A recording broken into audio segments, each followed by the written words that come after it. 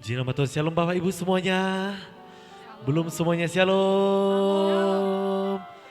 Saya percaya kita di tempat ini sampai di penghujung bulan ini itu semua karena kebaikan Tuhan, amin. Saja kita boleh bangkit berdiri bersama. Masih dalam suasana ulang tahun gereja kita yang ke-20. Boleh salam sehati, katakan selamat ulang tahun, Tuhan Yesus memberkati. Mungkin hari Rabu kemarin atau Selasa belum ada ketemu, sekarang katakan shalom, selamat ulang tahun. Haleluya. Orang yang bersuka cita, kita berikan tepuk tangan buat Tuhan Yesus pagi hari ini. Sorakan haleluya. Terima kasih Tuhan, terima kasih Yesus. Jika kami boleh ada sampai saat ini, itu semua karena kebaikan dan kemurahan Tuhan. Mari bawa kami lebih lagi naik ke gunung kudusnya Tuhan. Bertemu muka dengan muka bersama dengan Tuhan. Kami mau menikmati hadirat-Mu. Jangan satu pun yang Tuhan lewatkan. Kami percaya Tuhan Yesus, hadirat-Mu mengubahkan setiap kami. Hadirat-Mu memulihkan, hadirat-Mu menyembuhkan. Hadirat-Mu yang mendatangkan kebaikan bagi setiap kami saat ini Tuhan Yesus. Kami mengucap syukur buat apa yang Tuhan kerjakan sepanjang bulan ini. Bahkan sepanjang minggu yang kami lalui. Apapun yang kami terima, berkat, sukacita, maupun apapun percobaan ataupun masalah, kami katakan semuanya itu mendatangkan kebaikan bagi setiap kami. Terima kasih Tuhan, terima kasih Yesus. Pagi hari ini, jelang siang ini, kami mau datang dengan hati yang rindu, hati yang haus, dan hati yang lapar bertemu dengan Tuhan. Terima kasih Tuhan, terima kasih Yesus. Bagimu pujian, hormat, kemuliaan sampai selama-lamanya. Yang percaya bersama-sama kita katakan amin. Silakan duduk Bapak Ibu semua.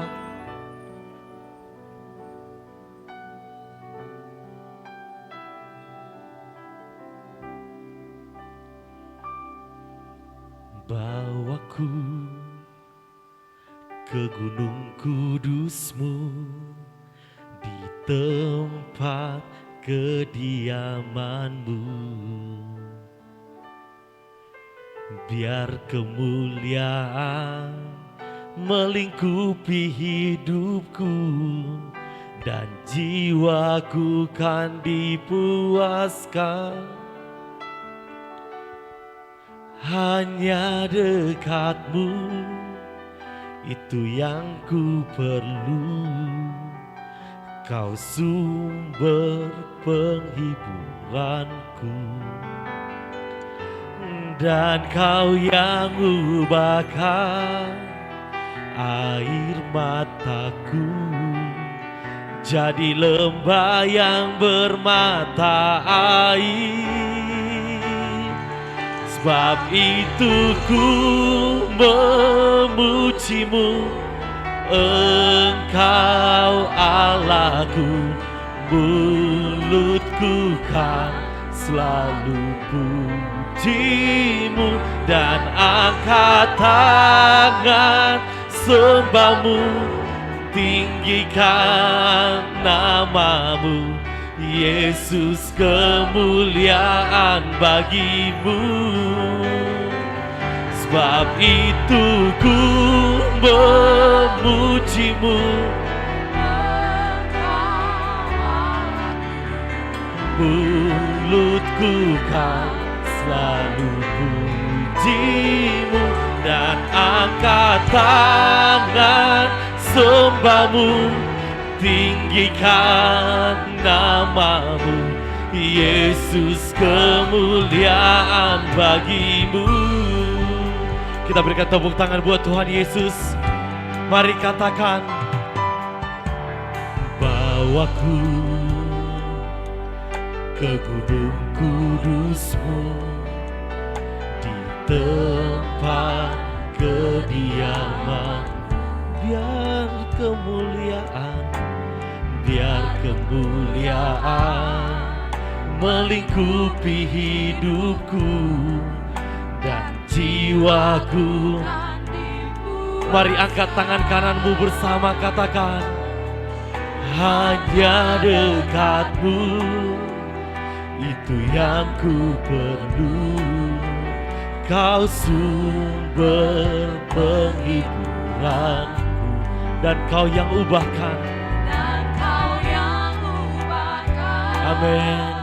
Air mataku jadi lembah yang bermata air.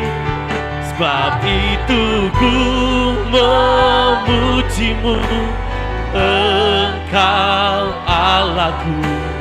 Mulutku kan selalu pujimu, dan angkat tangan sembahmu, tinggikan namamu, Yesus, kemuliaan bagimu. Sebab itu ku memujimu, biarlah mulutku kan, dan angkat tangan sembahmu, tinggikan namamu, Yesus, kemuliaan bagimu. Tiada yang dapat memisahkan aku dari kasih-Mu. Yesus, hanya dalam namamu ku temukan kuatku. Tiada yang dapat memisahkan aku dari kasih-Mu. Yesus, hanya dalam namamu. Katakan jemaat Tuhan, tiada yang dapat memisahkan.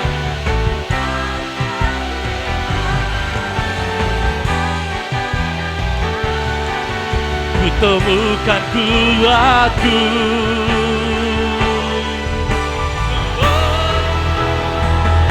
Sebab itu ku memujimu, Engkau Allahku.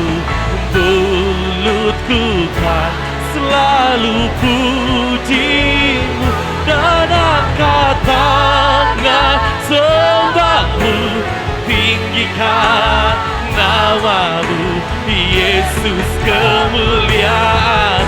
Kami katakan, sebab itu ku memujimu, Engkau Allahku. Mulutku kan, dan angkat tangan sembahmu, tinggikan namamu, Yesus, kemuliaan. Jemaat Tuhan katakan, sebab itu ku memujimu, dengan mulut kami selalu bersama katakan, dan angkat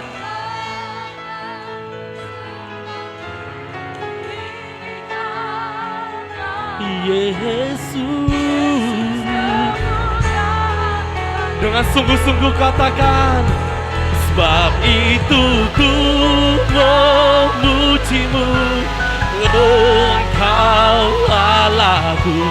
Mulutku kan, mari angkat tangan bersama katakan, dan angkat tangan sembahmu, tinggikan namamu, Yesus, kemuliaan bagimu.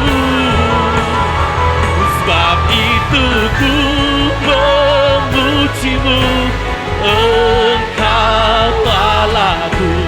Mulutku kan selalu pujimu, dan angkat tangan sembahmu, tinggikan namamu, Yesus, kemuliaan. Yesus, kemuliaan. Yesus, kemuliaan. Ku katakan, Yesus, kemuliaan bagimu.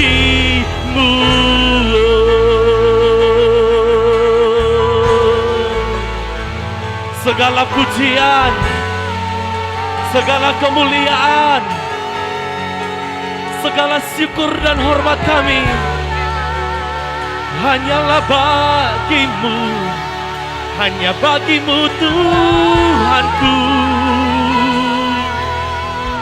Segala pujian bagimu, segala syukur bagimu Tuhan. Kau yang layak dipuji, Kau yang layak diagungkan, Kau yang layak disembah. Diberkatilah Kau lewat pujian kami, diberkatilah Engkau lewat nyanyian syukur kami. Sebab Kau layak disembah, Kau yang layak dipuji, bagimulah pengagungan kami. Layak Kau disembah selamanya. Yesus kekuatan, Yesus menara perlindungan. Ya, tiada satupun yang mengingkari kebaikan-Mu, tiada satupun yang mengingkari segala kemurahan-Mu bagi kami. Jiwaku nyatakan kebaikan-Nya, jiwaku nyanyikanlah segala kebaikan-Nya. Hiralabaralabaralabara, hiralabantakarana sianananamo. Tak ada satupun dari sini yang tidak mengangkat penyembahannya. Mari buka penyembahanmu.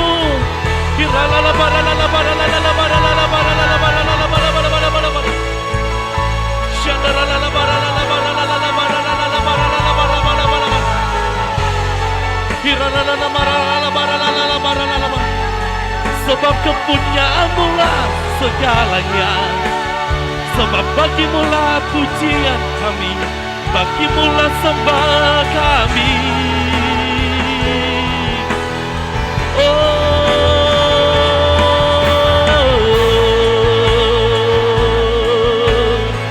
Kuasa-Mu memulihkan setiap kami, hadirat-Mu mengubahkan hidup kami, hadirat-Mu menyembuhkan, hadirat-Mu memberkati kami.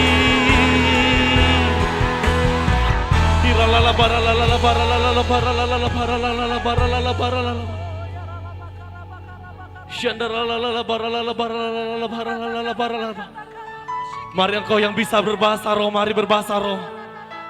Engkau yang belum bisa katakan haleluya, sembah Dia.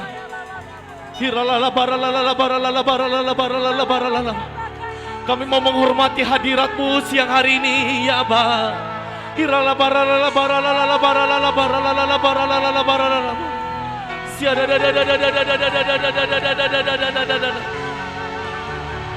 Berbahagialah yang haus dan lapar, sebab dia akan dipuaskan.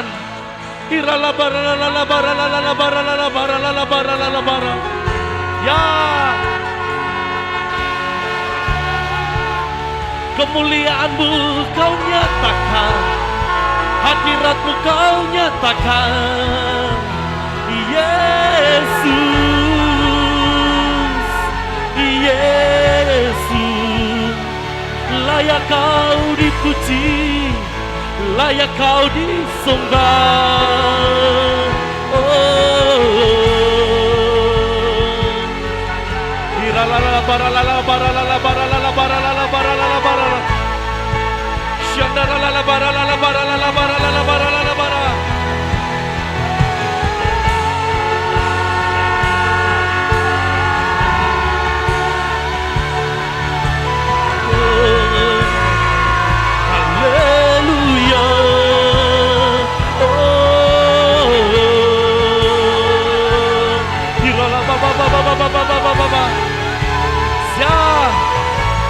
Sampai tenggelam, sampai tenggelam dalam hadirat-Mu.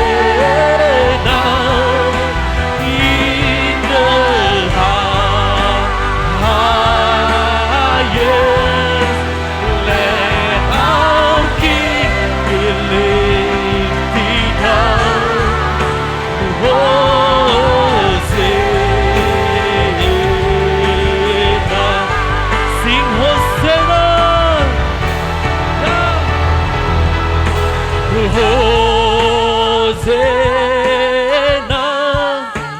in the highest.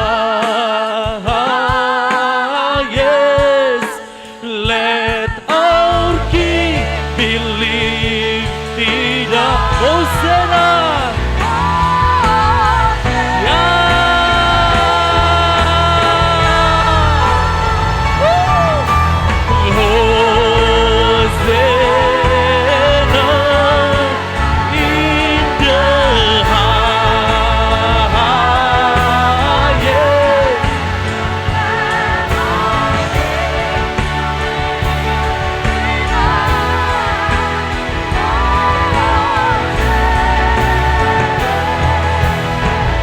Sekali lagi dari tempat ini katakan Hosanna. Wow.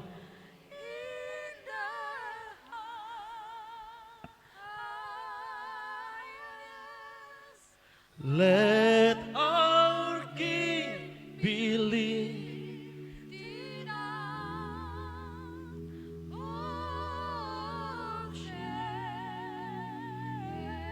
Once again sing Hosanna. Oh, thank you Lord Jesus. In the Hosanna.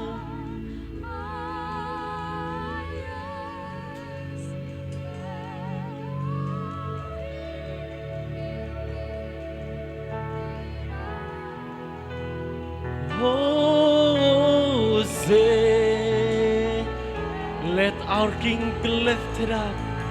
Let our King be lifted. Let our King be lifted up.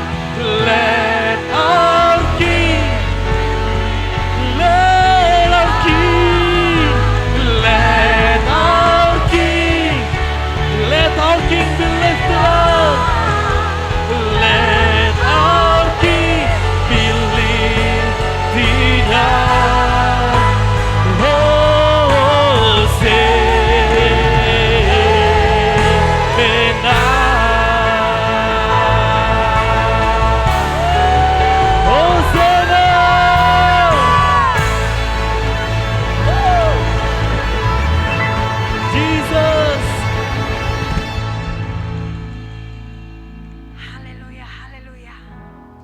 Hosana, Hosana bagimu, Yesus anak domba Allah. Kami bersyukur padamu Tuhan, buat siang hari ini Bapa. Tuhan mengizinkan kami masuk Tuhan ke Gunung Kudus-Mu Bapa, untuk membawa korban persembahan kami, pujian kami Tuhan, ucapan syukur kami kepadamu Tuhan, Raja di atas segala Raja. Terima kasih Bapa buat hadirat-Mu yang luar biasa pada saat ini yang kami boleh nikmati Tuhan. Kau membawa kami terbang tinggi bagaikan Raja Walia Allah. Dan kami percaya Tuhan kami tidak sama lagi. Sebagaimana kami datang, kami telah dikuatkan Tuhan. Kami telah dibebaskan dan kami telah disembuhkan di dalam hadirat-Mu Bapa. Terima kasih Tuhan buat kebaikan dan kemurahan-Mu Tuhan Yesus. Terima kasih, kami percaya lebih lagi Tuhan Engkau menuntun langkah hidup kami. Engkau membawa kami masuk Tuhan, mengalami terobosan-terobosan di dalam Tuhan. Dan Tuhan yang akan membukakan mata kami, telinga kami, pikiran kami untuk kami boleh melihat Tuhan nyata di dalam hidup kami. Terima kasih Bapa buat perkenanan-Mu bagi jemaat-Mu di tempat ini Tuhan. Dan pada saat ini Tuhan kami bersepakat berdiri berdoa bagi bangsa dan negara kami. Kami mengangkat tangan kami memberkati bangsa kami Tuhan. Diberkatilah negeri kami Indonesia. Dari Sabang sampai Merauke Tuhan, mengalirlah kasih Tuhan. Mengalirlah kuasa-Mu ya Allah. Engkau membawa negeri kami berjalan bersama-Mu ya Allah. Hingga negeri kami Tuhan beroleh kemenangan, beroleh kebangkitan Tuhan. Sebab saatnya telah tiba. Pentakosta ketiga sedang Tuhan kerjakan atas negeri kami. Berkat-Mu turun Tuhan atas pemimpin bangsa kami, atas seluruh pemerintahan yang ada ya Allah. Mulai dari pusat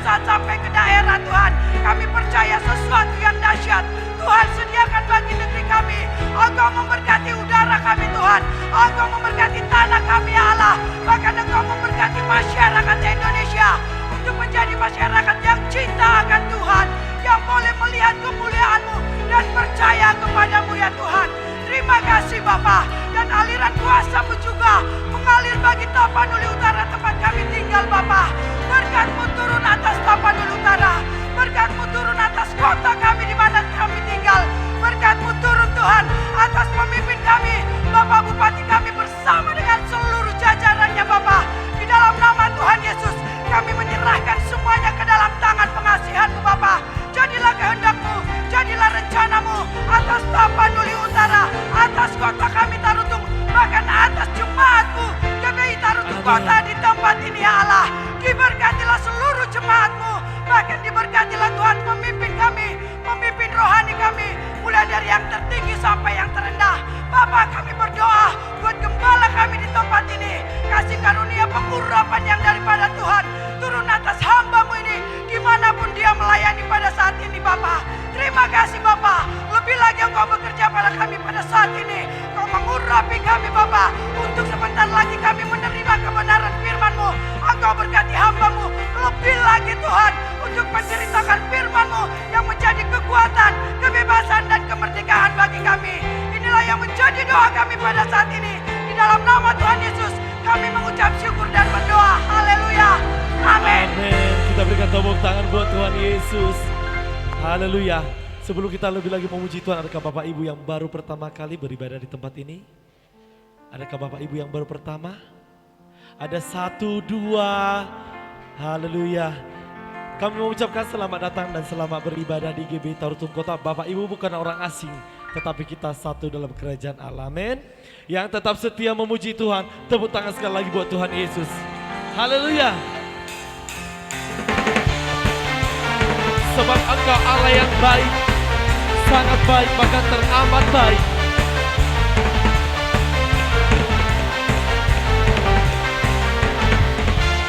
Bukti karya-Mu nyata, dari hari ke hari. Besar cinta-Mu, besar cinta-Mu nyata, dari generasi ke generasi. Bersama Kau angkat sakitku, Kau angkat beban hidupku. Tuhan Yesus sungguh baik. Amin. Jadilah sesuai imanmu siang hari ini. Tuhan Yesus sungguh dahsyat, sangat dahsyat, teramat dahsyat. Saya mau lihat tepuk tangan yuk.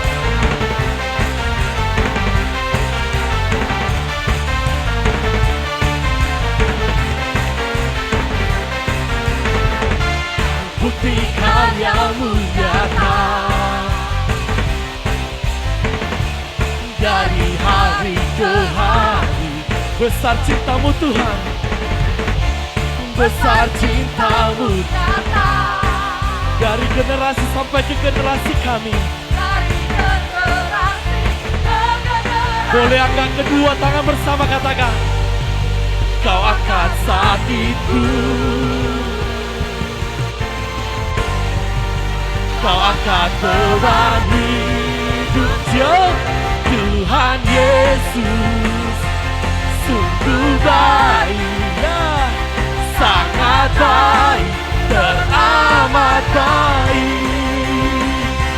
Tuhan Yesus sungguh dahsyat, sangat dahsyat, teramat. Dengan tangan yang terangkat bersama katakan Kau angkat sakitku, Kau angkat beban. Mari katakan Kau angkat sakitku,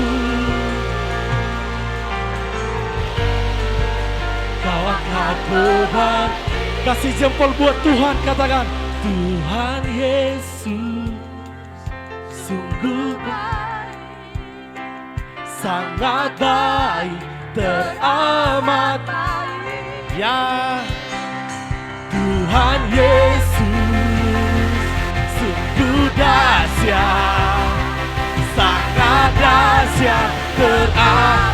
Anak muda yo, Tuhan Yesus sungguh baik, sangat baik, teramat baik.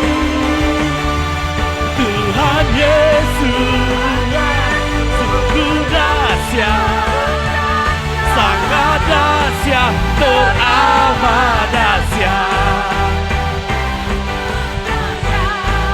teramat dahsyat.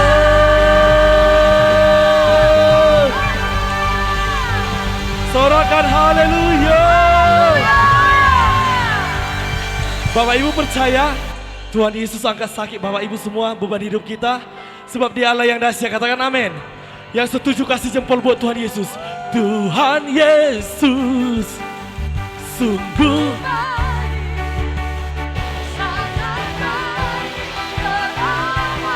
sambil kasih senyuman katakan Tuhan.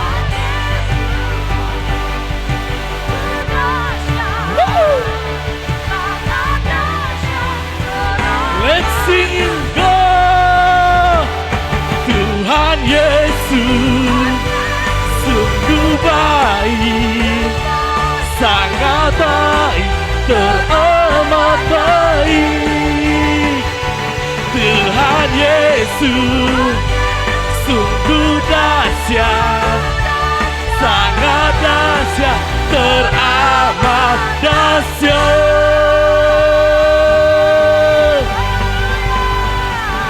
Sorakan haleluya. Kita sorakan dahsyat 3 kali, amin. Sambil angkat tangan katakan dahsyat, dahsyat, dahsyat. Orang yang rasakan kebaikan boleh buka maskernya dulu. Bapak Ibu buka dulu sebentar. Coba katakan Tuhan Yesus dahsyat, amin.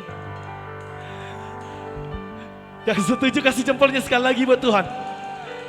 Tuhan Yesus baik, sungguh amat baik, untuk selama-lamanya. Dua tangan tinggi-tinggi kata Tuhan Yesus, Tuhan Yesus baik, sungguh amat baik, selama-lamanya. Yang rasakan baik Tuhan ya, Tuhan Yesus baik, sungguh amat baik, untuk selama-lamanya. Ku katakan yeah, yeah, yeah, yeah. Oh, oh, oh, oh. Katakan dari selamanya, dari selama-lamanya, sampai selama. Dua tangan yuk, untuk selama-lamanya. Katakan Tuhan Yesus baik.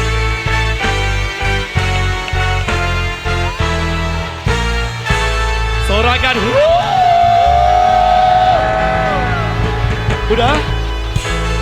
Udah yang rasakan baik Tuhan, coba lihat kiri kanannya, pasti terpancar wajahnya.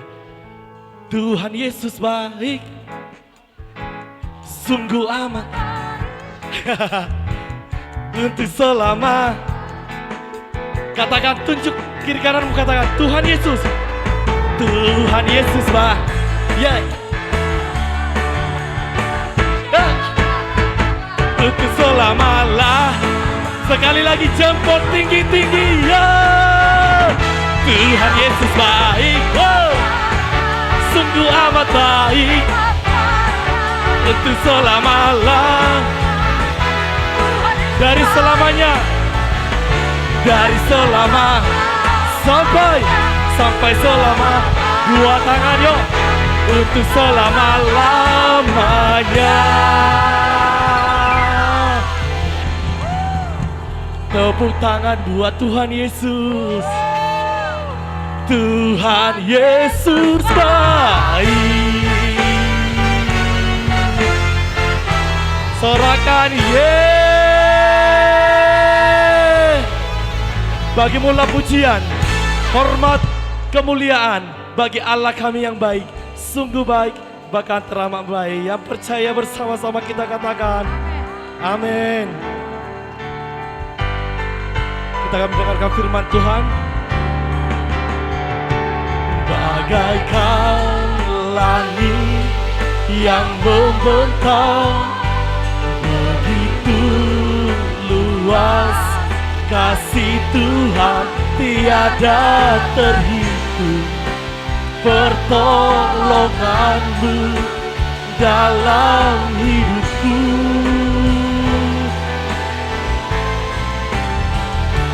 bagaikan dalamnya samudra, begitu dalam kasih Tuhan tiada terhitung. Kesetiaanmu dalam hidupku. Yang rasakan kebaikan Tuhan katakan, bagaikan langit yang membentang, begitu luas kasih Tuhan tiada terhitung. Pertolonganmu dalam, takkan pernah ku lupakan. Bagaikan dalam samudra, begitu dalam kasih Tuhan tiada terhitung. Tiada terhitung. Pertolonganmu tiada terhitung. Kesetiaanmu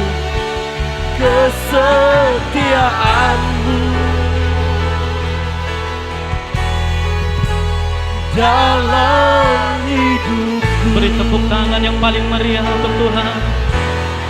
Haleluya. Terima kasih Tuhan. Tiada terhitung kebaikan-Mu, tiada terukur kasih dan setia-Mu. Rahmat-Mu selalu baru setiap pagi. Kami bersyukur atas kebaikan. Terima kasih Bapa. Di ibadah yang ketiga ini Tuhan, kami kembali ingin mendengarkan firman Tuhan. Bapa, berbicaralah kepada kami, sampaikan isi hati-Mu, karena kami tahu firman Tuhan adalah kekuatan bagi jiwa kami, penghiburan bagi hati kami. Urapi hamba-Mu ini, urapi anak-anak-Mu yang hadir di tempat ini. Biarlah semua kami diberkati oleh kebenaran firman Tuhan. Hanya di dalam nama Tuhan Yesus Kristus kami berdoa, kami mengucap syukur. Mari setiap umat Tuhan yang siap mendengarkan firman Tuhan, bersama-sama kita katakan amin. Silahkan duduk Bapak Ibu. Saya ucapkan shalom bagi kita semua. Bagaimana kabarnya saudaraku? Betul, luar biasa ya? Ya, bukan hanya di mulut saja, saya percaya karena kita punya Allah yang luar biasa, maka kehidupan kita tidak mungkin biasa-biasa saja. Hidup kita pasti luar biasa juga. Beri tepuk tangan kepada Tuhan kita. Haleluya. Ya, sebelum saya menyampaikan firman Tuhan di ibadah ketiga ini, izinkan saya memperkenalkan diri kembali. Ya, nama saya Henry Ermanalu. Ya, belum berubah dari sejak lahir, masih itu. Ya, saya sudah menikah, istri saya Boru Simanulang. Ya, dari Lintong Nihuta. Ada sebuah desa namanya Desa Habiahan. Di Lintong Nihuta, Humbang Hasundutan itu banyak marga Manulang di situ. Ya, naik dari Bakara ke atas.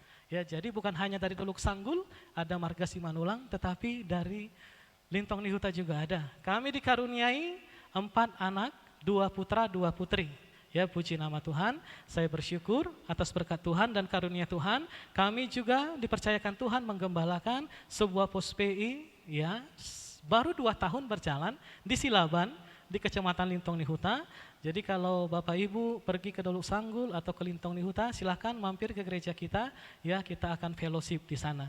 Mungkin itu perkenalan singkat yang bisa saya berikan pada hari ini. Saya mengucapkan terima kasih kembali kepada orang tua kami, Bapak Gembala, Bapak Gunawan Panggabean yang mengundang kami untuk berbicara di tempat ini, menyampaikan kebenaran firman Tuhan.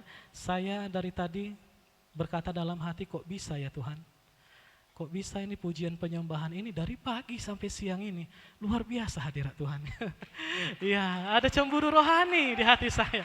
Luar biasa. Ya, bagaimana ini tim pujian penyembahan ini mempersiapkan ini? Saya nggak tahu lah, nggak habis pikir. Tapi luar biasa diberkati kita oleh pujian penyembahan tadi. Amin. Ya, kiranya Tuhan menambah-nambahkan pengurapan atas tim PW di tempat ini. Haleluya. Ya, tadi panitia mengatakan kepada saya, Pak, ibadah ketiga ini bebas Pak, nggak dibatasi oleh waktu. Saya tadi dikejar-kejar oleh waktu, new normal, jadi saya nggak normal, nggak bisa saya membatasi waktu saya, nggak bisa. Nah, di ibadah ketiga ini saya diberikan kebebasan. Saya berharap kita semua mau antusias. Ya, saya percaya saudara beruntung bisa mendengarkan ibadah ini secara full, maksud saya khotbah ini secara full, biarlah saudara diberkati oleh kebenaran firman Tuhan ini. Ya, karena panitia lagi ya. Karena para hamba Tuhan di tempat ini memberikan kebebasan waktu kepada saya ingin buat perjanjian. Sebelum saya mengatakan, ya silakan singer dan WL naik ke atas mimbar ini, jangan naik dulu ya Bapak Ibu ya. Sengaja nih berdiri di sini, padahal saya masih khotbah. Artinya Bapak waktu habis gitu. Mau nggak mau saya selesaikan khotbahnya. Ya, ibadah ketiga nih kita buat perjanjian, jangan dulu berdiri di sini. Sebelum saya berkata ini ayat terakhir, amin. Ya, saya ingin fokus dalam pengajaran firman Tuhan ini. Saudara siap mendengar firman Tuhan? Siap ya? Kita buka Alkitab kita dari Kejadian 4 ayat 1 sampai ayat 7. Sedikit saja, tidak semua saya sampaikan ini, hanya mencuplik beberapa poin supaya kita mengerti firman Tuhan sepanjang hari ini. Biasanya ini saya sampaikan dalam satu khotbah, tapi pada hari ini harus dipecah menjadi 3 khotbah. Ya, kita akan belajar mengenai anak sulung. Ada beberapa anak sulung yang diceritakan dalam Alkitab. Ada Kain, ada Esau, ada kakak dari anak yang hilang. Nah, ibadah pertama tadi berbicara tentang Esau, tentang Kain, ibadah kedua tentang Esau, yang ketiga harus ini berbicara tentang kakak dari anak yang hilang. Tetapi saya akan simpulkan ketiga itu pada siang hari ini. Ya, ini berbicara tentang bagaimana anak-anak sulung ini yang seharusnya menerima berkat yang berlimpah, menerima janji-janji Tuhan, menerima kenyataan dalam pengharapan, artinya doa-doanya dijawab oleh Tuhan. Yang terjadi sebaliknya. Kenapa? Karena ada sifat-sifat karakter, kesalahan-kesalahan yang dilakukan oleh mereka, bahkan yang lebih mengerikan, itu kita lakukan sampai pada hari ini. Nah, biasanya kalau kebiasaan itu diturunkan turun-temurun dari generasi ke generasi, itu biasanya tanda kutip, ada roh yang menungganginya, ada roh yang turut campur di sana, ada spirit tertentu yang menyebabkan ini terus berlanjut. Dan itu bukan tentu bukan roh Tuhan. Roh Tuhan pasti menuntun kita kepada kebenaran, amin. Nah, ini roh ini akan menggiring kita untuk melakukan hal-hal yang tidak dikenan oleh Tuhan. Salah satunya kita akan belajar tentang Kain. Kain adalah anak sulung dari Adam dan Hawa. Ya, ini adalah manusia pertama yang diciptakan oleh Tuhan. Dan biasanya anak pertama dinanti-nantikan kelahirannya. Dan saya percaya pengalaman pribadi juga, anak pertama itu fokusnya itu luar biasa. Memberi yang terbaiknya itu luar biasa. Anak kedua, walau anak pertama susunya harus yang mahal, harus yang bagus. Anak kedua, toleh mak, teh manis pe. Boy do. Harus di rumah sakit, takut kenapa ada apa-apa. Anak ketiga, sudahlah di rumah sajalah. Anak ketiga saya lahir di rumah, bukan di tempat praktek, bukan di rumah sakit, di rumah saya lahir. Ya, anak pertama ini spesial, katakan spesial. Oleh sebab itu sebagai orang tua Adam dan Hawa memikirkan nama apa yang tepat ini untuk anakku yang pertama ini. Ya, ayat yang pertama, Kejadian 4, sudah dapat? Tolong ditayangkan, Kejadian 4. Ayat pertama, kemudian manusia itu bersetubuh dengan Hawa istrinya dan mengandunglah perempuan itu lalu melahirkan Kain. Ya. Maka kata perempuan itu, aku telah mendapat seorang anak laki-laki dengan pertolongan Tuhan. Jadi Kain adalah anak laki-laki. Kain dalam bahasa Ibrani ditulis dengan huruf Q-A-I-Y-N, Kain. Nah, kenapa Adam dan Hawa memberikan Kain, nama Kain kepada anaknya? Karena ternyata dalam bahasa Ibrani nama Kain ini memiliki beberapa makna. Yang pertama maknanya adalah tombak, sesuatu yang tajam. Diharapkan Kain menjadi orang yang tajam dalam pemikiran, bisa melihat hal-hal masa depan, visioner. Yang kedua, kecepatan, progresivitas dalam kehidupannya mengalami kemajuan peningkatan yang luar biasa. Yang ketiga, owner, pemilik sesuatu. Dia seperti pemilik perusahaan, pemilik titel yang panjang-panjang. Wah, hebat dia titelnya gitu. Tak apa-apa aja, sangat susah bacanya. Yang keempat, sebagai pembangun kota, pembangun negeri, pembangun semangat yang patah, pokoknya yang positif, pembangun. Yang kelima, saya lihat catatan, lupa saya. Yang kelima adalah penegak. Menegakkan keadilan, menegakkan kebenaran. Nah, kelima poin ini menjadi harapan orang tua terhadap anaknya, yaitu Kain. Saya percaya kita orang tua, kalau mempunyai anak pasti memikirkan nama yang baik-baik untuk anak kita. Amin. Gak ada kita yang beri nama Madabu, marga bangun, Madabu bangun. Ember, plastik, enggak ada begitu. Saya percaya kita akan mempunyai doa dan harapan kepada anak kita, lalu namanya disesuaikan. Nah, ternyata kalau kita diperdengarkan dengan kata Kain, apakah kamu tahu Kain?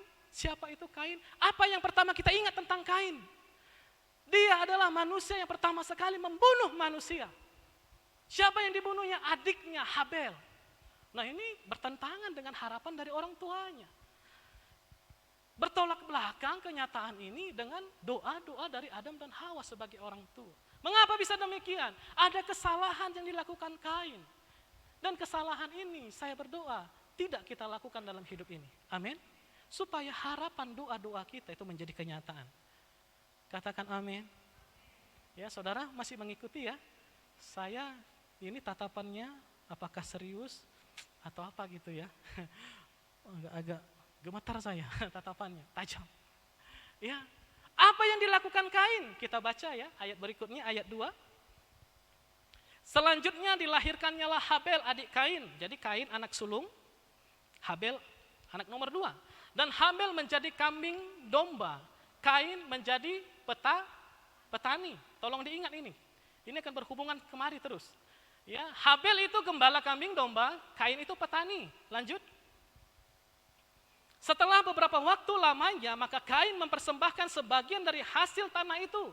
Ya, dikatakan Kain mempersembahkan sebahagian, bukan seluruhnya. Sebagian dari hasil tanah itu kepada Tuhan sebagai korban persembahan. Lanjut. Habel juga mempersembahkan korban persembahan dari anak sulung kambing dombanya. Karena Kain petani, dia mempersembahkan hasil pertanian kepada Tuhan, itu wajar. Karena Habel seorang gembala, seorang peternak, wajarlah dia mempersembahkan korban hewan kepada Tuhan. Ya, kita harus tangkap poin ini, yakni lemak-lemaknya. Maka Tuhan mengindahkan Habel dan korban persembahannya itu. Lanjut. Tetapi Kain dan persembahannya tidak diindahkannya. Sama-sama memberikan sebagian dari persembahan. Sebagian hasil dari pertanian, Habel hanya memberikan anak sulung, bukan semua hewan korban dipersembahkannya. Sebagian, sama-sama orang yang baik. Saya bukan ingin menyalahkan hamba Tuhan yang berbicara tentang karakter Kain. Mungkin sikap hati Kain yang tidak benar, mungkin kehidupan Kain yang tidak benar sehingga persembahannya tidak dikenan oleh Tuhan. No, ini berbicara tentang persembahannya. Kain dan persembahannya, bukan hanya persembahan yang tidak diterima, Kain pun tidak dikenan oleh Tuhan. Tidak berbicara tentang hati, sikap hidup, karakter, no. Tentang persembahan. Mana ayat tadi, tolong? Lalu hati Kain menjadi sangat panas dan mukanya muram. Kenapa ada perbedaan Tuhan? Dia cemburu. Persembahan Habel diterima Tuhan. Sama-sama yang terbaik. Sama-sama orang beribadah kepada Tuhan. Sama-sama maaf, mungkin mereka sama-sama orang benar. Tetapi Kain terbakar oleh api cemburu. Sehingga mukanya muram. Kalau muka muram itu kan seperti muka sedih. Ya, kurang kuat penegasannya.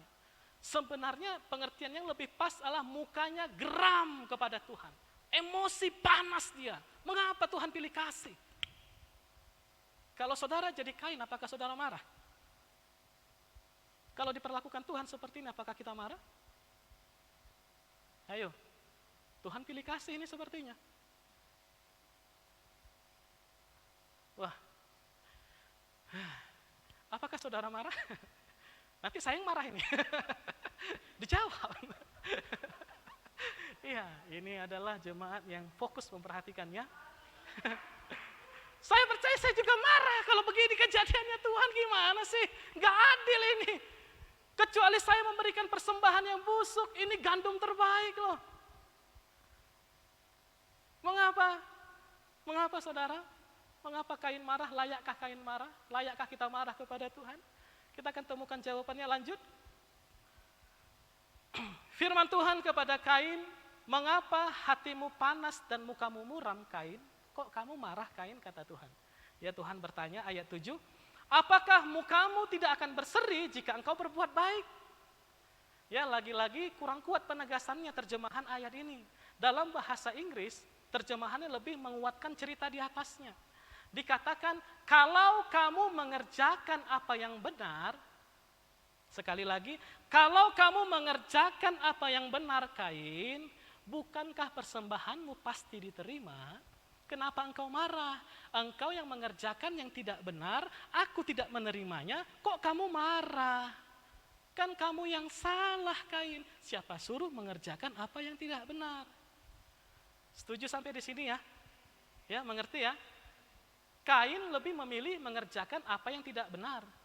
Meskipun dia menganggap mungkin persembahan yang diberikannya kepada Tuhan itu terbaik menurut dia. Ah pasti Tuhan terima kok. Pasti Tuhan ngertilah aku petani, wajar aku persembahkan hasil pertanian. Wajar. Nah bukankah kita begitu dalam kehidupan sehari-hari? Wajar Pak, masih neko-neko dalam pekerjaan. Tipu sana, tipu sini, atur laporan yang palsu. Iya masih daging Pak. Saya sering katakan siapa bilang plastik, memang daging. Kompromi dengan kehendak Tuhan, kompromi dengan kebenaran. Ya sama seperti orang mau mengembalikan persepuluhan kan susah ya. Kalau persepuluhannya 100.000 cepat itu, bahkan 2 kali sebulan pun mau dia. Tapi kalau persembahan persepuluhannya sudah 1 juta.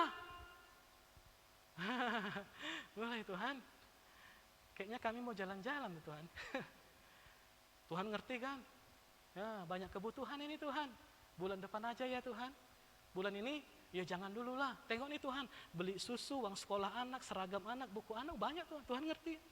Kompromi dengan kebenaran.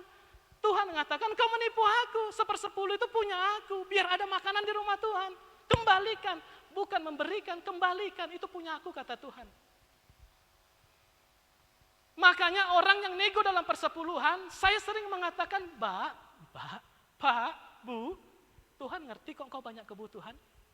Tuhan ngerti kenapa engkau tidak memberikan persepuluhan. Tuhan ngerti. Yang gak ngerti itu belalang Pak. Ujilah aku kata Tuhan, kalau engkau mengembalikan persembahan persepuluhan, aku akan menghardik belalang pelahap. Tuhan hardik belalang pelahap dari kehidupan kita. Kalau kita kembalikan persembahan persepuluhan. Kalau kita tidak kembalikan, Tuhan ngerti, belalangnya gak ngerti. Gak ada senyum ya, kurang lucu ya.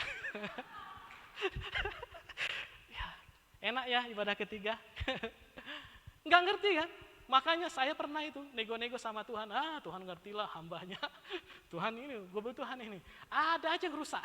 Pompa air rusak, mobil harus masuk bengkel. Pokoknya pengeluaran lebih banyak daripada persepuluhan itu. Begitu mending saya kembalikan persepuluhan itu. Kain coba nego. Tuhan ingin persembahan yang kita berikan adalah hewan sembelihan. Mana Pak ayatnya? Kok nggak ada tertulis Pak? Ya kami diskusi singkat tadi sebelum ibadah mulai dengan ibu yang di depan. Pak ibadah pertama tadi sebagai orang awam yang kita tangkap. Kalau Bapak katakan demikian berarti persembahannya harus hewan Pak. Kan boleh Pak memberikan persembahan hasil pertanian. Gak boleh, harus hewan. Kalau yang namanya persembahan harus hewan. Lain hal dengan pemberian. Pemberian itu taburan. Apa saja mau kita beri boleh. Tapi khusus untuk persembahan harus hewan. Makanya saya katakan boleh cek dalam perjanjian lama sampai Yesus datang. Dalam perjanjian lama dari Adam, Hawa, Habel sampai kepada Nuh, Abraham, Ishak, Yakub sampai kepada Daud sampai kepada Tuhan Yesus pun persembahan harus hewan. Dari mana Pak Bapak tahu? Yang pertama saya katakan, sebenarnya Kain tahu Persembahan hewanlah yang diinginkan Tuhan. Dari mana Pak? Alasannya. Adiknya Habel memberikan persembahan hewan. Dari mana Habel tahu? Mengapa Habel mempersembahkan yang benar? Pasti ajaran dari orang tuanya, Adam dan Hawa. Enggak mungkin tiba-tiba Tuhan hanya berbicara kepada Habel, Habel, engkau harus persembahkan hewan. Enggak berbicara kepada Kain, hanya Habel. Tiba-tiba Kain mempersembahkan hasil pertanian, Tuhan marah. Kenapa engkau enggak persembahkan hewan? Loh, Kain terkejut. Dari mana saya tahu? Harus hewan. Kan Tuhan enggak ngomong. Enggak ada alasan Kain menyanggah Tuhan. Artinya Kain juga tahu bahwa ia harus mempersembahkan korban hewan. Seperti yang diajarkan oleh orang tuanya. Saya percaya, saya katakan sebagai orang tua, kita akan mengajarkan anak-anak kita bagaimana caranya berdoa, bagaimana caranya memuji dan menyembah Tuhan. Bagaimana cara memberi persembahan, pasti kita ajarkan yang baik-baik kepada anak kita. Begitu juga dengan Adam dan Hawa, pasti melakukan itu.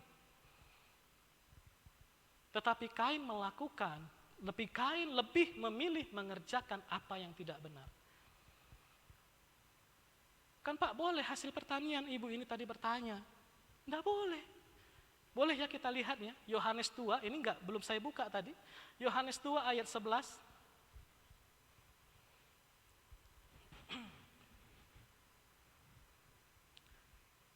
Atau ayat 13, ayat 13.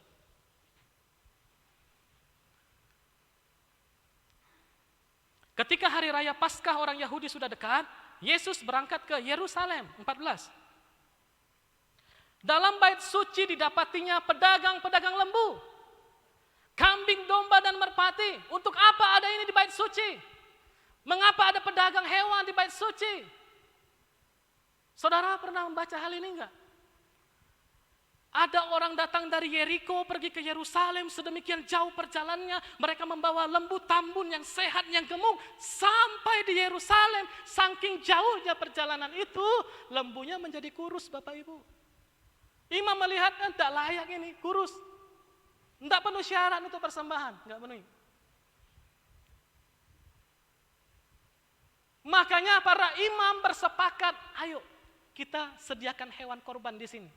Jadi orang dari Yeriko nggak perlu bawa lembu sapi dari sana, cukup bawa uang. Bawa uang, beli. Loh, Pak kan bisa mempersembahkan uang aja, nggak boleh. Makanya ada pedagang. Harus hewan, nggak boleh hasil pertanian, tidak boleh uang. Ayat tadi lanjut. Yang sebelumnya, ayat 14. Ya, pedagang lembu untuk orang-orang yang ekonominya ya di atas, kambing, domba untuk yang menengah. Kalau yang sangat rendah itu boleh beli merpati. Ya, dan penukar-penukar uang duduk di situ. Ngapain juga nih penukar uang duduk di bait Allah? Mereka mengatakan, wah dari mana uangmu ini? Ini enggak kudus ini uang ini. Harus diganti dengan uang kami. Uang kami ini, uang imam ini kudus. Makanya Tuhan benci sekali dengan penukar uang itu. Menyusahkan jemaat. Lanjut. Wah macam saya suruh-suruh ya, lanjut. Maaf ya Pak. Ia membuat cambuk dari tali, lalu mengusir mereka semua dari bait suci dengan semua kambing, domba, dan lembu mereka. Uang penukar-penukar dihamburkannya ke tanah dan meja-meja mereka dibalikkannya. Ayat 16. Kepada pedagang-pedagang merpati ia berkata, ambil semuanya ini dari sini. Jangan kamu membuat rumah Bapakku menjadi tempat berjualan. Saudara sudah percaya bahwa harus hewan korbanlah yang dipersembahkan kepada Tuhan? Kain salah. Bukan sikap hatinya, bukan kehidupannya yang tidak baik. Persembahannya memang salah. Ya, artinya apa saudara pesan Tuhan? Dari pembelajaran firman Tuhan ini, apa yang dikatakan Tuhan, lakukanlah itu. Hidupilah kebenaran firman Tuhan. Jangan neko-neko, sekalipun kita menganggapnya wajar dong Pak, masih hidup di bumi ini Pak. Gak ada wajar-wajar. Yang wajar itu kita hidup dalam firman Tuhan. Lihat Kain, wajar Tuhan, aku petani loh Tuhan, petani. Ya jual hasil pertanian, mau beli korban hewan, kenapa? Ada aja cara kalau kita mau melakukan yang benar. Gak usah cari-cari alasan. Amin. Saudara tahu akhir hidup dari Kain? Apakah doa dari orang tuanya supaya Kain memiliki pandangan yang tajam, visioner, apakah terwujud? Berapapun harganya hidupi kebenaran. Apakah mengalami progresif kehidupan dari Kain? Kemunduran. Bahkan perasaannya bukan tajam, menjadi tumpul, ditumpulkan oleh emosi, dia bunuh adiknya. Bahkan Tuhan bertanya, hai Kain, di manakah adikmu? Emang aku penjaga adikku? Bayangkan melawan Tuhan. Ini spirit yang harus kita jauhi, menentang kehendak Tuhan. Yesus pernah berkata, Bapa, kalau boleh lalukanlah cawan ini daripadaku. Apakah beratnya siksaan yang ditakuti oleh Tuhan Yesus? Bukan, dia tahu dia harus menderita. Yang paling memberatkan Yesus meminum cawan itu, dia harus terpisah dari Bapanya. Ketika dosa ditimpahkan kepadanya, putus hubungan dengan Bapanya. Selama ini dia berjalan bersama dengan Bapanya. Makanya Yesus berkata, bukan kehendakku Bapa, kehendakmu lah yang jadi. Amin. Lakukan kehendak Tuhan, apapun harganya. Kalau Tuhan katakan, ampuni orang menyakitimu, ampuni. Kalau kita mempersembahkan, Bapa, ku persembahkan tubuhku sebagai persembahan yang hidup. Mempersembahkan tubuh ini, disembelih itu sakit. Rasa sakit kita itulah persembahan yang berkenan kepada Tuhan. Kalau engkau belum sakit karena menghidupi kebenaran, jangan-jangan engkau belum hidup dalam kebenaran. Di mana ada kebenaran? Di situ ada siksa dan derita. Wah berat loh Pak, berat. Tapi Tuhan akan mampukan kita. Amin. Berapapun harganya, hidupilah kebenaran firman Tuhan. Yang kedua, kita akan belajar dari Esau. Kita buka Kejadian. Esau adalah anak sulung dari Ishak.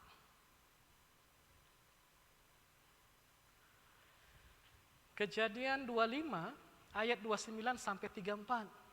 Ya, kiranya kesalahan ini tidak terjadi di generasi kita.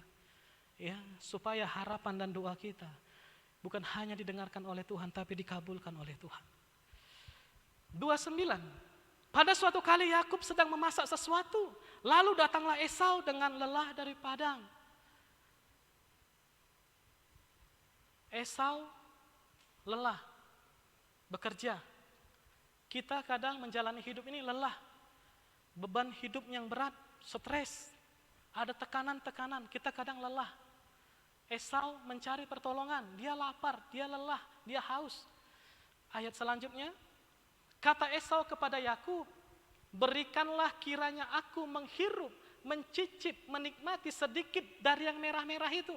Yakub adiknya memasak sesuatu yang merah-merah yang dia tidak tahu apa itu. Ternyata dikatakan itu kacang merah. Karena aku lelah, itu sebabnya, belum. Ayat sebelumnya. Itulah sebabnya namanya disebutkan Edom. Esau disebutkan Edom.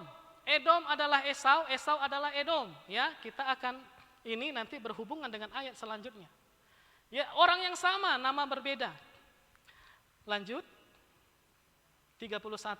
Tetapi kata Yakub, jualah dahulu kepadaku hak kesulunganmu. Ini menjadi tanda tanya besar. Mengapa tiba-tiba Yakub membidik, Yakub menginginkan hak kesulungan yang dimiliki Esau kakaknya? Ada apa dengan hak kesulungan? Kok gara-gara kacang merah tiba-tiba Yakub ambil kesempatan, aku mau hak kesulungan. Nah ini dia, nanti kita pelajari. Lanjut. Sahut Esau, sebentar lagi aku akan mati. Apakah gunanya bagiku hak kesulungan itu? Aku mau mati, untuk apa itu lagi kupertahankan? Ambil itu hak kesulungan itu, ambil. 3. Kata Yakub, bersumpahlah dahulu kepadaku, maka bersumpahlah Esau kepada Yakub dan dijualnyalah hak kesulungannya kepadanya. Ya, bersumpah itu menyatakan perjanjian sah, seperti perjanjian di atas materai. Lanjut 34. Lalu Yakub memberikan roti dan masakan kacang merah itu kepada Esau. Ia makan dan minum, lalu berdiri dan pergi. Demikianlah Esau memandang ringan hak kesulungan itu. Dia makan, dia pergi. Enak saja meninggalkan hak kesulungan itu. Memandang ringan, basah. Artinya menghina. Esau menghina hak kesulungan yang diberikan Tuhan. Apa yang diberikan kepada kita jangan anggap ringan, jangan hina, jangan bahas, jangan basah. Menghina sepertinya seolah-olah tidak ada keuntungan di balik yang diberikan Tuhan kepada kita. Tuhan marah dengan hal ini. Jangan kesalahan ini kita lakukan. Hargai setiap pemberian Tuhan kepada kita. Meskipun mungkin kecil tanda kutip yang kita terima dari Tuhan. Keuntungan kita mungkin tidak seberapa. Syukuri itu. Pegang itu. Apalagi anugerah keselamatan. Jangan kita lepaskan gara-gara jabatan. Gara-gara seorang pria yang kaya dan tampan. Kalau kita lakukan hal ini, kita akan menerima akibatnya. Bukan hanya Esau, sampai generasi-generasi di bawah Esau menerima akibatnya. Apa itu? Maleakhi 1 ayat 2 dan ayat 3. Kita perhatikan. Aku mengasihi kamu, firman Tuhan. Kita percaya Allah Maha Kasih, amin. Tuhan bukan pendendam, Tuhan bukan pemarah. Dia Maha Pengampun, Dia Maha Pengasih. Yesus mengampuni seorang penjina, seorang wanita yang ketahuan berzina di siang bolong. Orang ingin merajam dia sampai mati, tetapi Tuhan membela dia dan berkata, pergilah dan jangan berbuat dosa lagi. Betapa baiknya Tuhan, dosamu diampuni, kata Tuhan. Tuhan pergi ke rumah Matius pemungut cukai. Tuhan makan bersama dengan orang berdosa. Akibatnya apa? Seisi rumah pemungut cukai itu diselamatkan oleh Tuhan. Tuhan sangat baik, amin. Tetapi khusus bagi orang-orang yang menghina pemberian Tuhan, perhatikan ini. Aku mengasihi kamu, firman Tuhan, tetapi kamu berkata dengan cara bagaimanakah engkau mengasihi kami? Bukankah Esau itu kakak Yakub? Ini pembelaan dari keturunan Yakub, dari keturunan Esau. Mana mungkin Tuhan mengasihi kami? Esau itu sulung, Yakub itu anak nomor 2. Berikanlah berkat kesulungan kepada Esau. Kenapa kepada Yakub? Engkau enggak adil Tuhan. Engkau tidak mengasihi kami. Itu kata mereka. Bukankah Esau itu kakak Yakub? Demikianlah firman Tuhan. Namun aku mengasihi Yakub. Ayat 3. Tetapi membenci Esau. Kata membenci ditulis dengan kata sane. Sane itu benci turun-temurun, bukan benci sesaat. Benci sesaat mungkin kita disakiti oleh tetangga kita, ya udah. Kita benci saat itu, besok mungkin kita ampuni. Tetapi sane, Tuhan mengatakan aku benci Esau, aku sane kepada Esau, aku benci sampai kepada semua keturunannya.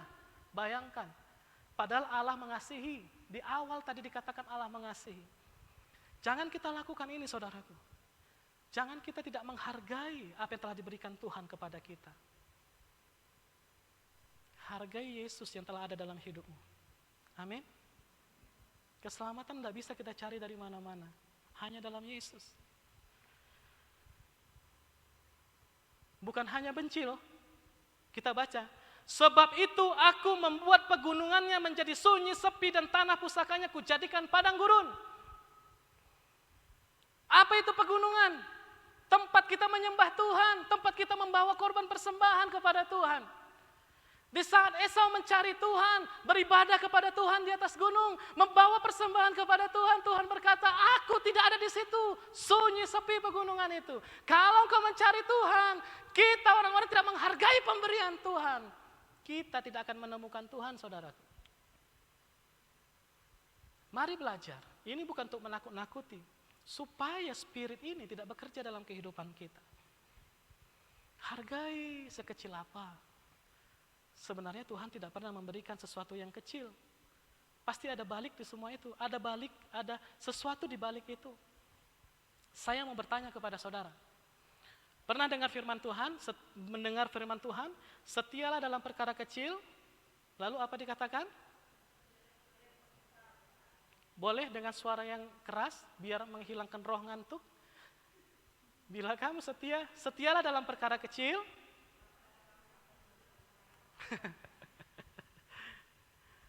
maka Tuhan akan mempercayakan hal-hal besar kepada kita. Amin.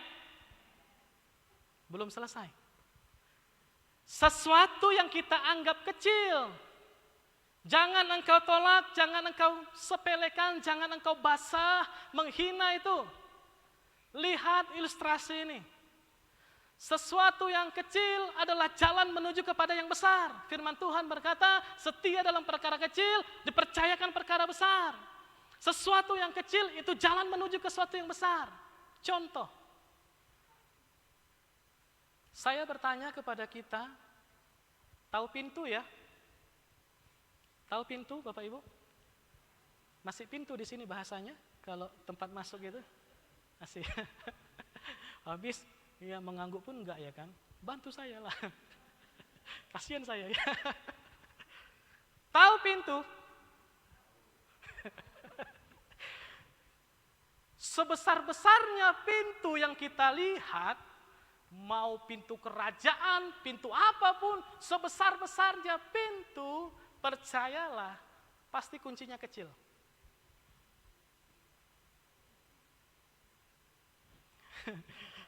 Gak ada responnya.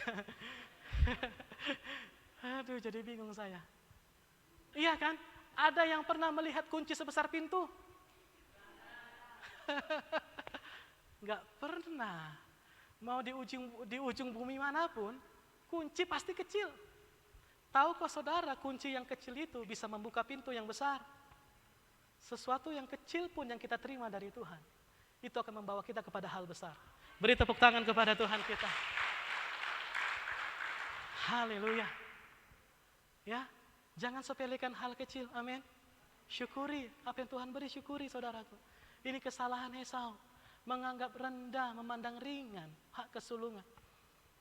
Pertanyaannya tadi, kenapa Yakub begitu getol ingin mencari hak kesulungan itu? Karena ada berkat spesial pada orang-orang sulung. Namanya juga hak kesulungan hanya dimiliki anak sulung. Anak nomor 2, anak paling kecil nggak punya hak ini. Apa itu? Yang pertama, hak memimpin. Katakan hak memimpin. Ketika orang tua meninggal, maka otoritas kepemimpinan di tengah-tengah keluarga akan jatuh pada anak paling besar.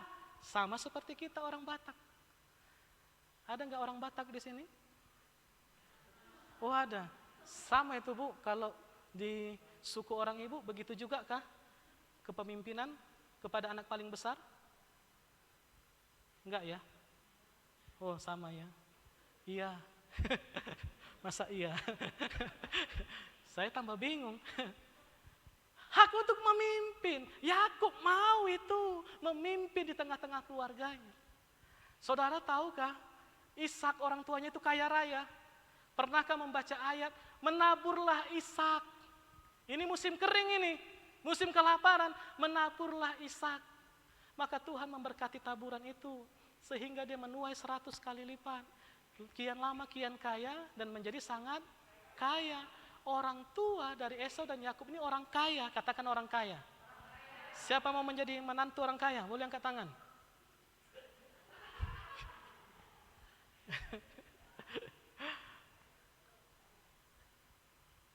Kenapa Yakub kejar itu? Berkat yang kedua, mendapatkan hak untuk menerima warisan ganda. Katakan warisan ganda. Anak sulung akan menerima warisan lebih banyak daripada adik-adiknya. Wah, ini orang kaya, ini orang tuanya. Yakub tahu hanya orang sulung yang punya berkat 2 kali lipat. Aku mau itu menjadi orang kaya. Siapa mau menjadi orang kaya? Yang enggak angkat tangan, jadilah sesuai dengan imanmu. Enggak ya? Jahat kali Bapak ini. Gak usah undang lagi itu. Wah, udah kode ini. Udah lama ya. Apa tadi? Kalau Ishak punya kekayaan 1.200.000, katakan biar mudah bagi-baginya. Ya, walaupun saya pintar matematika tapi nggak mau sombong saya. 1.200.000. Anaknya 2 ini. Anaknya Esau dan Yakub. Kalau Esau tetap memiliki hak kesulungan, dia akan dapat 800.000. Anak sulung mempunyai berkat 2 kali lipat. Yakub sebagai anak bontot dapat 400.000. Pas ya? 800 tambah 400 masih 1.200.000 ya? Oh, belum berubah. Yakub mau itu. Kalau saya jadi Yakub, saya juga suka cita tuh, yes. Kapan orang tuaku mati? Oh enggak ya. Wah, di sini baik-baik ya. Cuma saya yang jahat ya. Ini yang dikejar Yakub dengan kacang merah. Lihat akibatnya. Ketika Esau melakukan ini, Maleakhi 1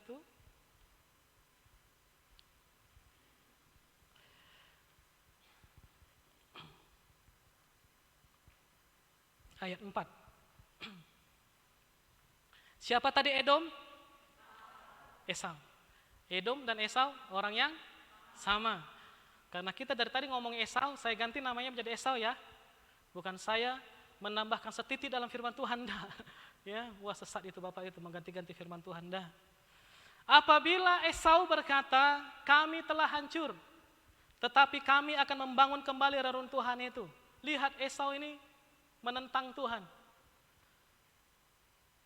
Enggak peduli Tuhan enggak berkati dengan hak kesulungan, enggak peduli saya dengan Tuhan. Tanpa Tuhan saya bisa berhasil, saya bisa bangun hidup saya bisa rintis ekonomi saya, keuangan saya pasti berhasil tanpa Tuhan. Saya bisa membangun.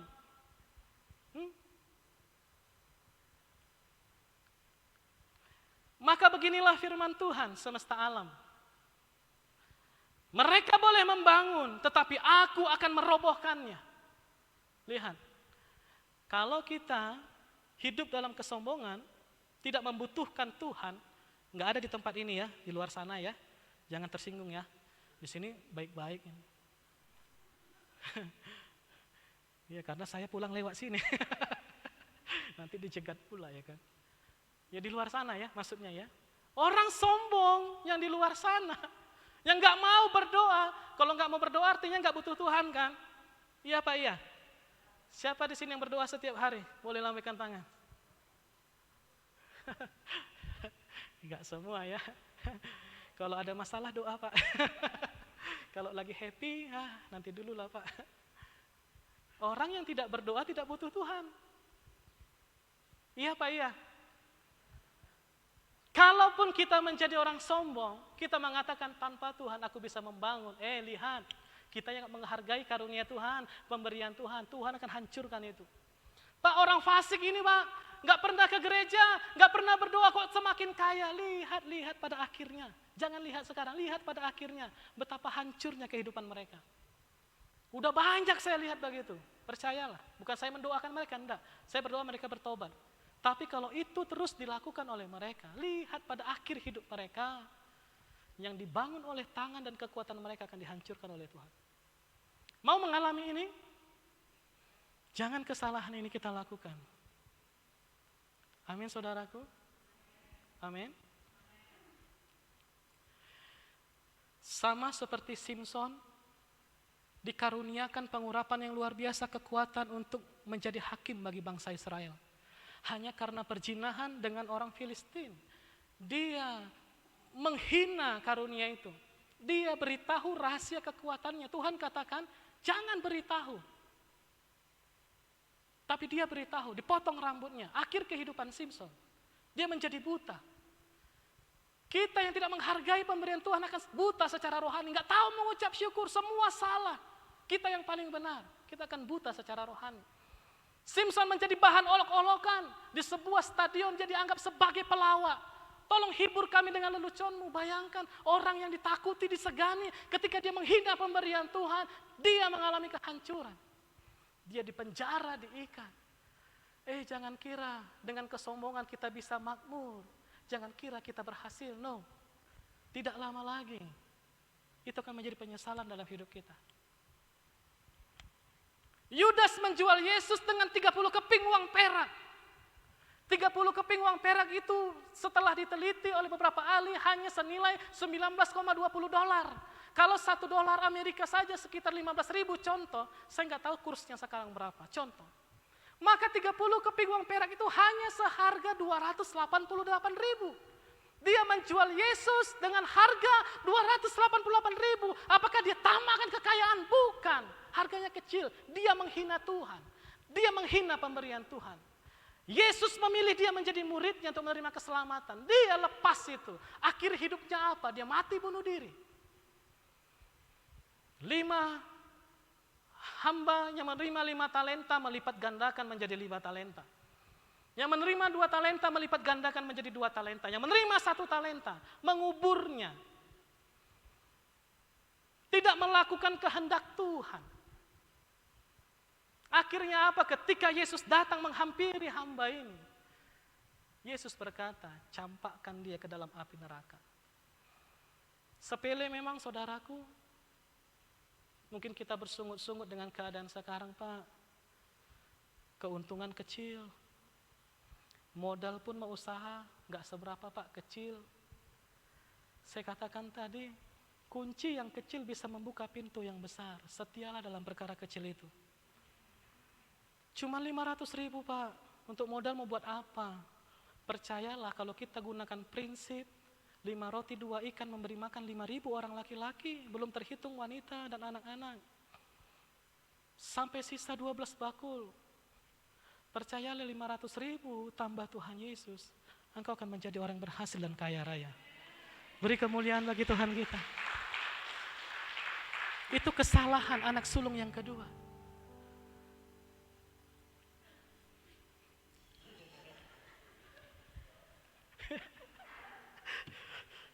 Kode. Terakhir ya, terakhir. Anak sulung yang ketiga. Ya, kita buka Alkitab kita. Dari kitab Lukas, kiranya firman Tuhan ini menjadi berkat, amin. Ya, Lukas 15, maaf saya minum. Ayat, saya lompat saja. Ayat 28, Lukas 15, ayat 28. Haleluya. Maka marahlah anak sulung itu dan ia tidak mau masuk. Ini kejadiannya tahu ya, cerita tentang anak yang hilang. Dia menuntut hak warisan kepada bapaknya. Bagikanlah kepadaku harta warisanmu bapak yang menjadi bagianku. Dibagikannya kepada 2 anaknya, yang sulung dan yang bungsu. Yang bungsu pergi berpoya-poya. Setelah dia jatuh miskin, dia kembali kepada bapaknya. Bapaknya menyambut dia, memeluk dia, mengasihi dia, mencium dia, memberi dia cincin dan jubah yang indah, mengadakan pesta. Anak sulung ini, loh pesta apa itu? Kenapa saya nggak diundang? Kenapa saya nggak tahu? Ini dia. Maka marahlah anak sulung itu dan ia tidak mau masuk. Lalu ayahnya keluar dan berbicara dengan dia. Bayangkan betapa baiknya bapaknya. Anak sulungnya ngambek. Dia keluar, ayahnya keluar dan berbicara dengan dia. Kata berbicara ditulis dengan kata parakaleo.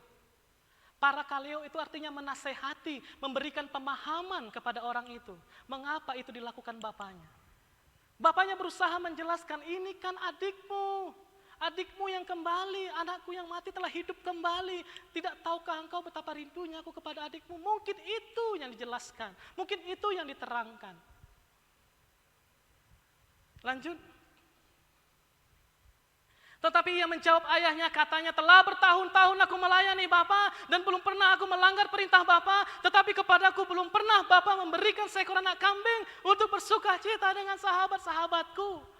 Ini sangat memprihatinkan. Dia anak tapi berhati hamba. Dia tidak mengenali statusnya bahwa dia anak. Dia mengatakan, apa yang kuterima kepada Bapa selama ini? Aku bekerja dengan setulus hati. Aku tidak pernah melanggar perintah Bapa. Apa yang kuterima dari Bapa? Aku melayani Tuhan selama ini. Aku rajin ke gereja beribadah, memberikan persepuluhan. Kenapa ini terjadi kepadaku Tuhan? Dia tidak mengenal Bapanya. Lanjut. Lihat ini. Dia mengeluh, tidak mengenal bapaknya. Dan ini, Tetapi baru saja datang anak bapa yang telah memboroskan harta kekayaan bapa bersama-sama dengan pelacur-pelacur, maka bapa menyembelih anak lembu tambun itu untuk dia. Bapaknya mengasihi adiknya, dia menghakimi adiknya. Tidak layak kau ampuni bapak, dia jahat. Banyak di antara kita begitu. Kok bisa dia sudah jahat diberkati Tuhan? Hei, pahami saudaraku, Tuhan itu baik. Tuhan itu baik. Amin. Lanjut. Sabar ya Pak. Kata ayahnya kepadanya, anakku, engkau selalu bersama-sama dengan aku, dan segala kepunyaanku adalah kepunyaanmu. Selama ini kita bersama-sama, satu rumah, satu meja makan, kita selalu bersama-sama. Kepunyaanku adalah kepunyaanmu, bukan hanya berbicara tentang harta warisan. Artinya seharusnya sifat yang kumiliki harusnya kau miliki. Kalau aku pengasih harusnya kau mengasihi. Sesungguhnya dia yang terhilang di tengah-tengah rumah, dia menganggap dia sama dengan pembantunya. Tinggal ambil apa yang kau mau, ini semua milikmu, milikku, milikmu. Dia merasa bukan anak di tengah-tengah keluarga bapaknya. Sesungguhnya ini anak yang hilang. Fisiknya saja. Kita selalu bersama dengan Tuhan, kita selalu hadir di gereja, kita selalu berdoa kepada Tuhan, tapi kita tidak kenal Tuhan. Mengapa ini terjadi kepadaku Tuhan? Coba jujur, mengapa kita beribadah kepada Tuhan? Mengapa kita taat kepada perintah Tuhan? Pasti ada tersirat di hati kita, supaya Tuhan memberkati kita. Supaya Tuhan menolong, supaya Tuhan, pasti itu. Nah bila apa yang kita harapkan tidak kita lihat, dengan segera kita kecewa kepada Tuhan, artinya kita belum mengenal Tuhan. Filipi 3 ayat 10.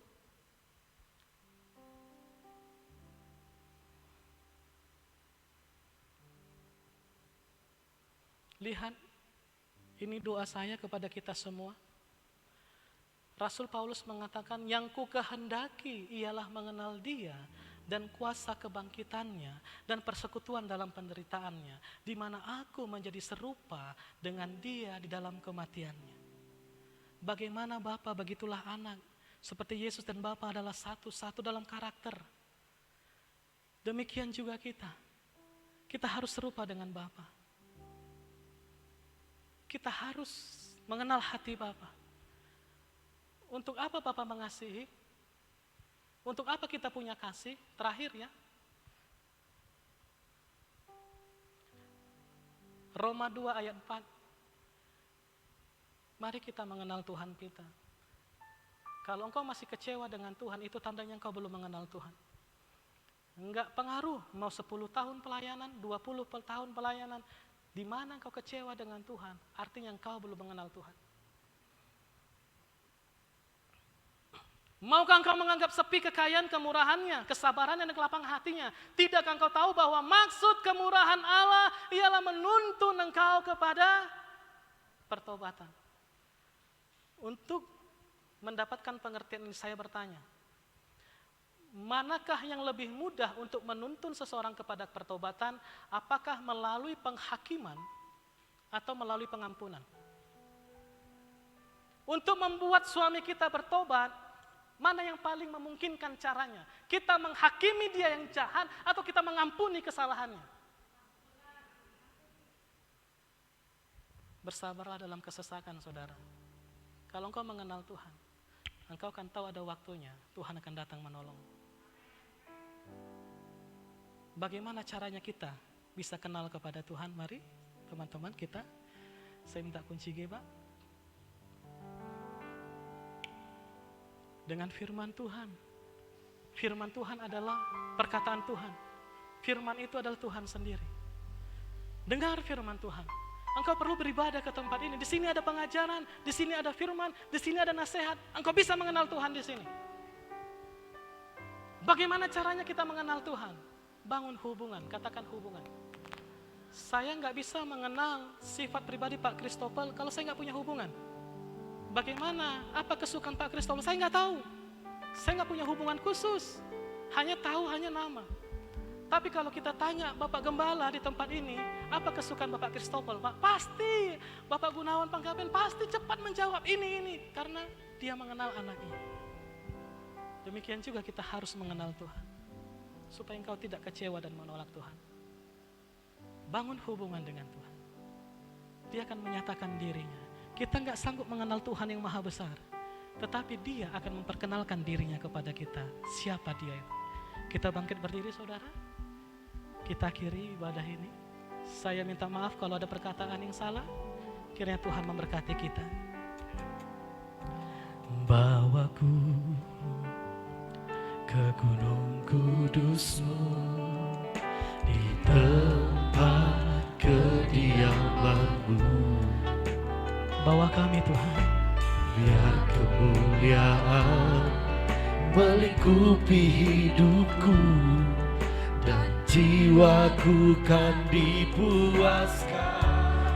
Hanya dekat, hanya dekat-Mu, itu yang ku perlu. Kau sumber penghiburanku. terima kasih Tuhan. Dan Kau yang ubahkan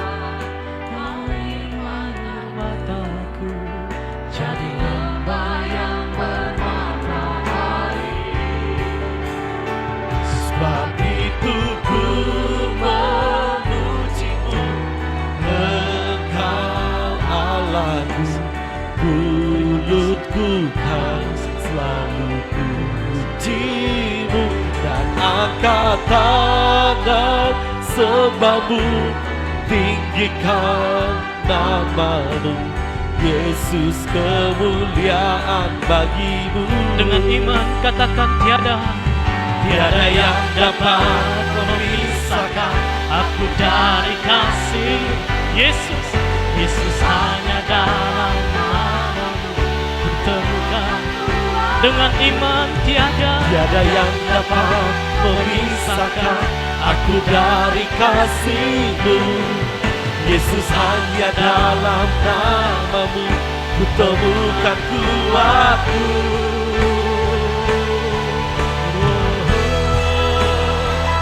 Sebab itu ku memuji-Mu, Engkau Allahku. Mulutku kan dan angkat tangan sembah-Mu, tinggikan nama-Mu. Yesus, kemuliaan, Yesus, kemuliaan bagi-Mu. Yesus, kemuliaan bagi, ku katakan, Yesus, kemuliaan bagi-Mu.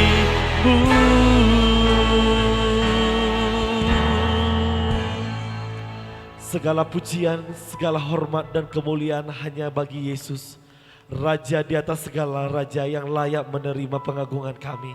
Terima kasih buat kebenaran firman-Mu ini Tuhan Yesus. Biarlah firman-Mu ini berakar, bertumbuh, dan jadikan kami sebagai pelaku-pelaku firman-Mu. Berkati hamba-Mu Tuhan yang melayani kamu dari ibadah pertama, kedua, dan ketiga. Berkat Allah yang besar tercurah bagi hamba-Mu ini.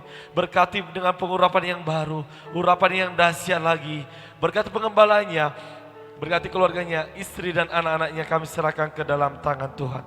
Terima kasih Bapak, terima kasih Yesus. Sebentar Tuhan kami akan berikan persembahan kami juga. Kami kembalikan untuk segala hormat dan kemuliaan bagi Tuhan. Berkati 30, 60, bahkan 100 kali lipat ganda. Terima kasih Bapak. Dalam nama Tuhan Yesus Kristus kami berdoa ucap syukur, haleluya. Bersama-sama kita katakan amin. Silakan duduk Bapak Ibu semuanya, kita akan mendengarkan pengumuman.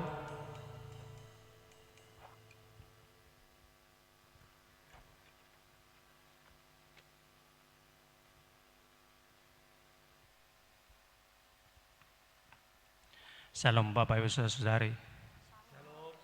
Pengumuman GBI Tarutung Kota Minggu 25 Oktober 2020.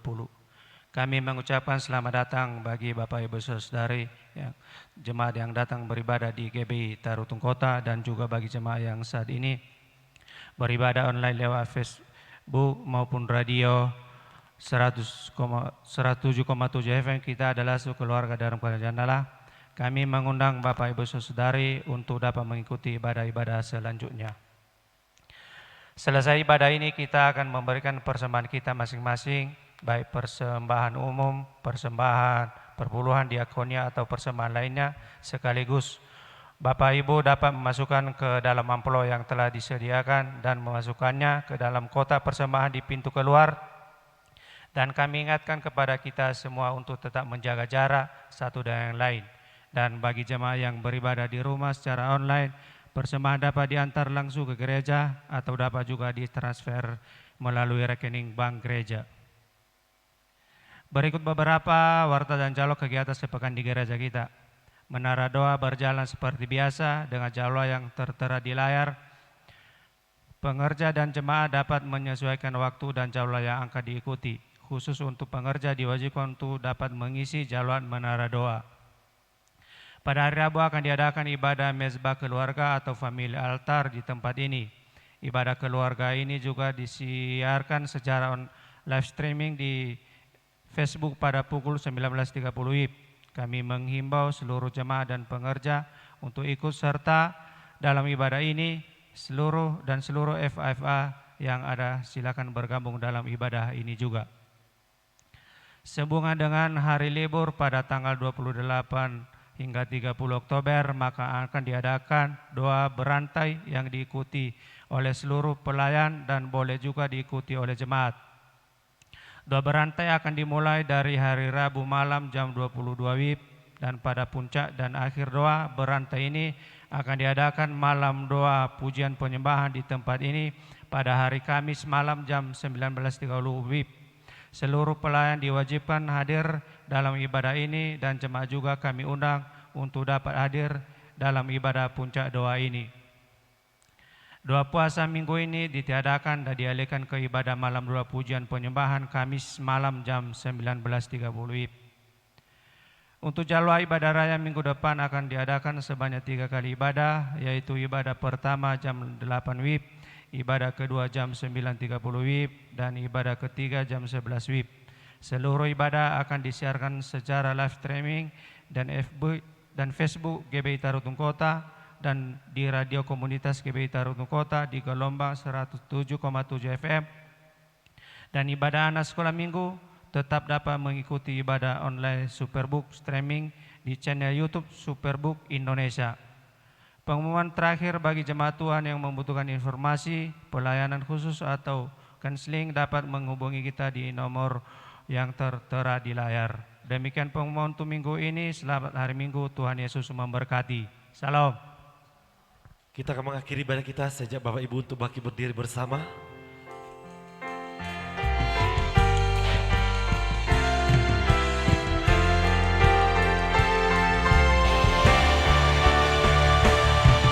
Limpahkan berkat rahmat-Mu, limpahkan damai serta-Mu, limpahkan kasih karunia-Mu di dalam Yesus Tuhan, berjalan di dalam